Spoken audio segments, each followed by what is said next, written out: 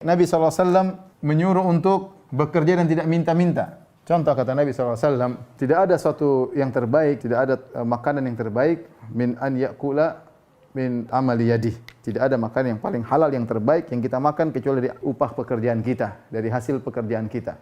Wa inna Daud alaihissalam kana ya'kulu min amali yadih. Dan bahkan Nabi Daud alaihissalam dahulu bekerja dengan makan dari hasil kerjaannya sendiri. Di situ Nabi SAW menyuruh kita untuk apa? Bekerja sendiri, dan kalau bisa kita makan dari hasil kerja kita sendiri, tidak minta-minta kepada orang lain. Dan ini juga motivasi dari Nabi SAW untuk bekerja.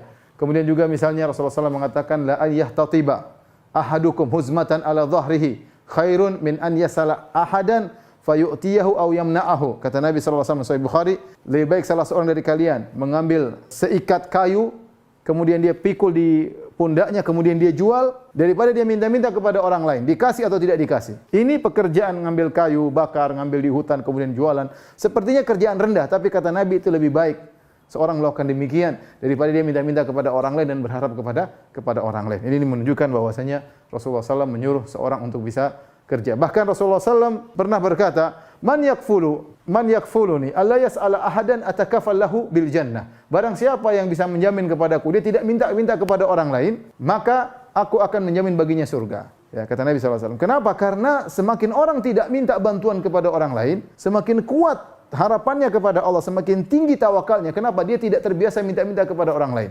Dia terbiasa selalu bersandar kepada Allah Subhanahu wa taala.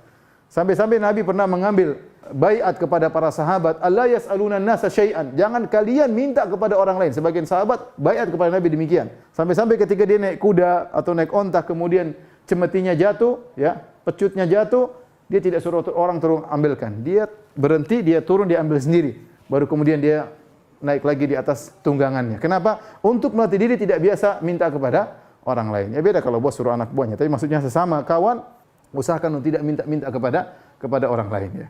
Oleh karenanya perkataan Ibnu Taimiyah rahimahullah taala, dia berkata, ihtaj ila nasi ihtaj ila man syi'ta fa innaka takun asirahu.